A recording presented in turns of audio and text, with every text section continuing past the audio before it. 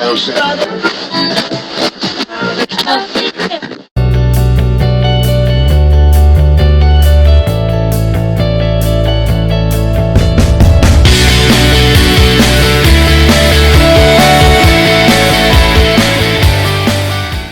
everyone, and welcome to iPen Visions podcast, interviews and conversations where we're here with Miss Sherry Brown. Our last episode with this dynamite woman, I tell you, she's got some ideas that are, I won't even say ideas. Let me take that back.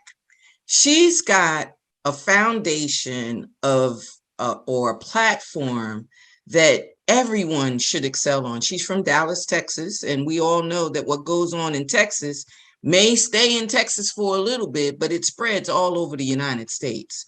This thing with our youth and what our youth are going through and how to develop these youth when they have conflict. How do we manage the conflict? Sherry, are we talking about being too late? By the time it's a conflict, by the time we get to that conflict, does that give us the indication that we needed to know something ahead of time, or at least be on the alert for something ahead of time? Like you said, in our earlier episodes, you mentioned the response that children have to some of the same problems may be different. So how does the adult in the room, the teacher, the parent, the relative, anyone that is concerned about the youth, how do they know the signs? Well, first off, Ms. Nanette, thank you for having me again, and especially in this last episode. I just want to say that everybody needs to understand that conflict is inevitable. These are things, one of the things that I teach children, that you're going to have conflict. Every day is not going to be a sunshiny, rosy day. You're going to have conflict. With that in mind, when you come up against a conflict now, and once again, I say it depends on the age of the child, because the younger they are, the more immature they are. So of course, they're going to outburst before they think. Okay. As you get older, you should be able to have trained yourself to think when something happens. It's like, okay, how should I respond? Even as adults, I know that there's this second moment in time where it's like you think about it before you respond, but then you might decide not to respond in the right way. So first off, we need to know that conflicts are inevitable. We will have them. But if you have an arsenal of tools within yourself to say how you're going to respond, then it would be easier. Usually when people respond to a conflict, they respond not trying to hear the person, but thinking about how they're going to respond when that person gets done talking, if they allow them to get done talking.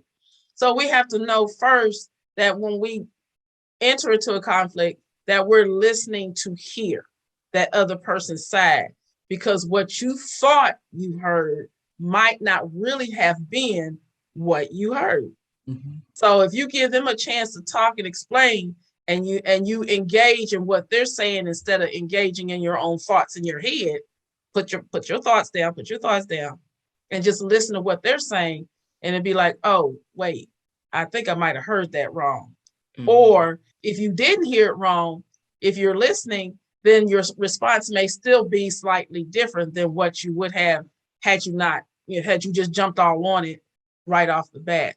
So we just need to understand that conflicts will happen. And for parents, teachers, those who are overseers of children, grandparents, anyone that's overseer of children, when a conflict arises, we have to make sure we get full information best we can. Mm-hmm. Because instead of responding to something when it first happens, ask a question. What happened? How did you get to this place?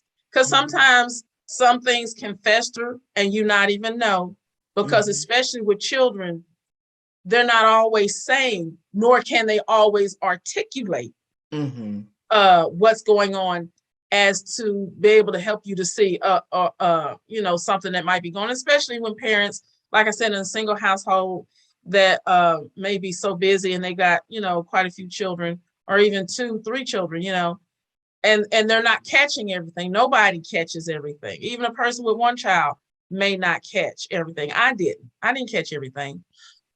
But when something comes your way, you're open to listen, not just talk, discipline, and then move on about it. No, be open to listen, because the conflict may not be as big. Usually with children, it's not, depending on the household and what all dynamics is going on.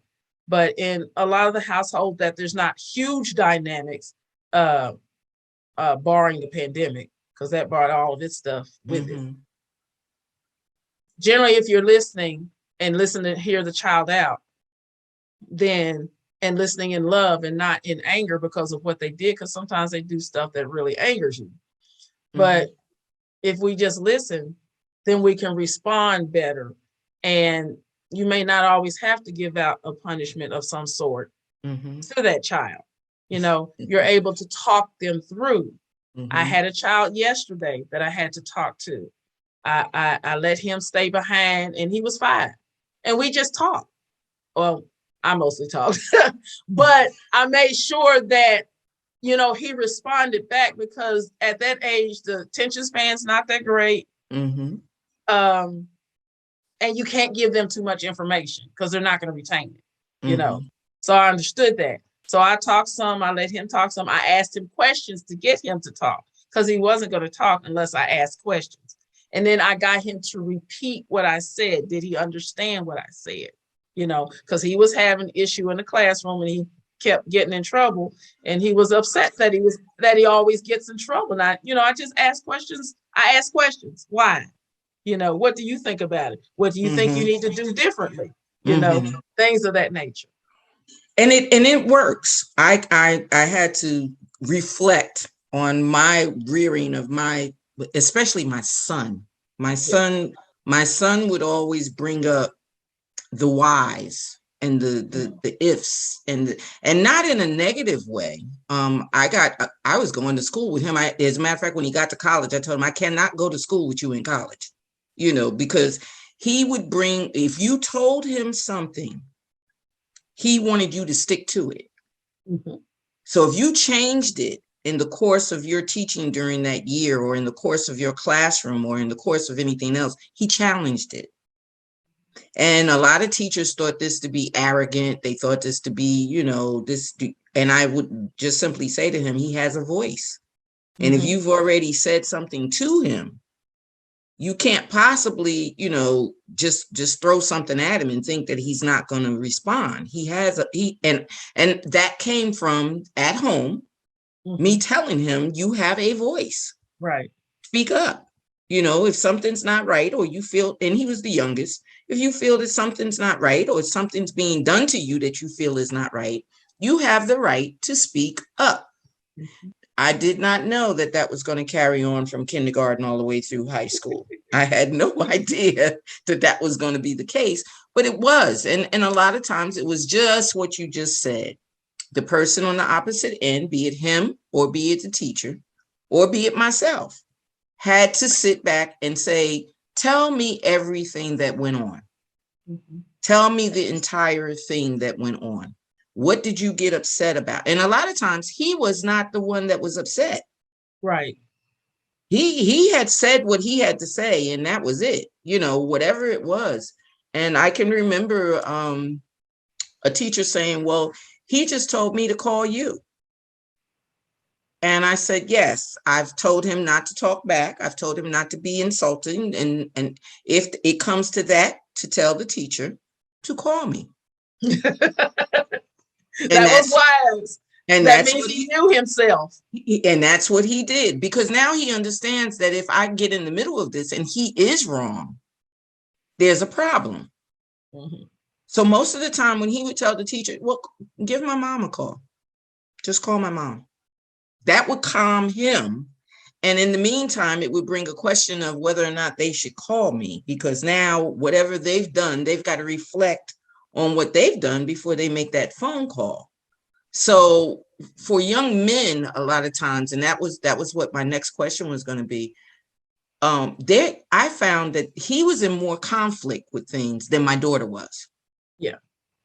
I didn't have too much of conflict with him coming up. With her coming up, as I did with him coming up. And it was always someone challenging that voice. Mm-hmm.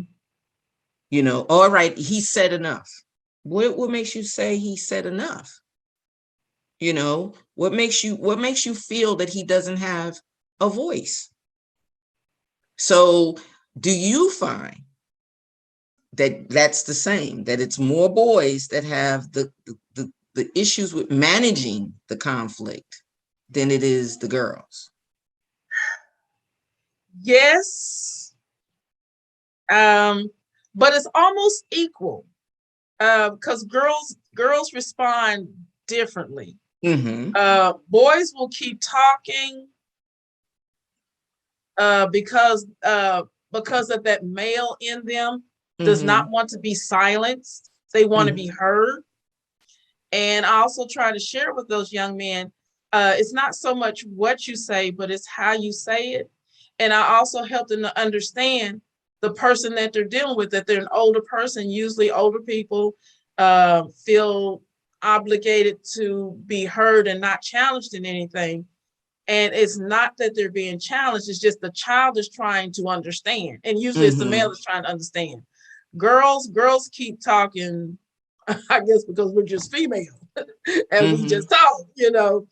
But boys want to be heard. I'm not saying that girls don't want to be heard too, but boys, because of that male in them and needing to be heard and needing to be important, they're going to keep talking until, I think, when a male stops talking, there's a problem. There's a problem. Yes. I agree with that.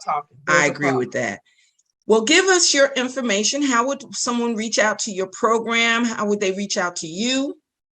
Okay, so it, like I said, it's called Forward I Go LLC, of which I am the owner. My email address is forwardigo.hope,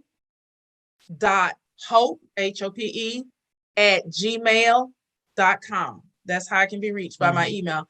I have a website, but I'm getting ready to revamp it, so I'm not going to give out my website just yet, but I can be reached by my email. My phone number is 469-223-0398.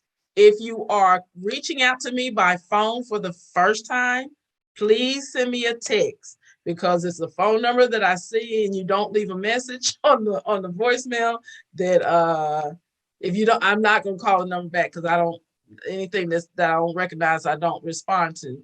But I'm working out trying to separate my personal number and get a business number. But please either text me or leave me a voicemail. Email is probably better, because I do go through my email. But that is how I can be reached. Well, we at iPen Visions welcome you. We thank you for your time and participation in interviews and conversations. We hope that this platform will give you exposure and people that will be able to resolve some of the issues that they have with their youth, or collaborate with you to have something where we can help build that base that we discussed in the episodes. For my viewers, I want to thank you for coming in and joining us every week.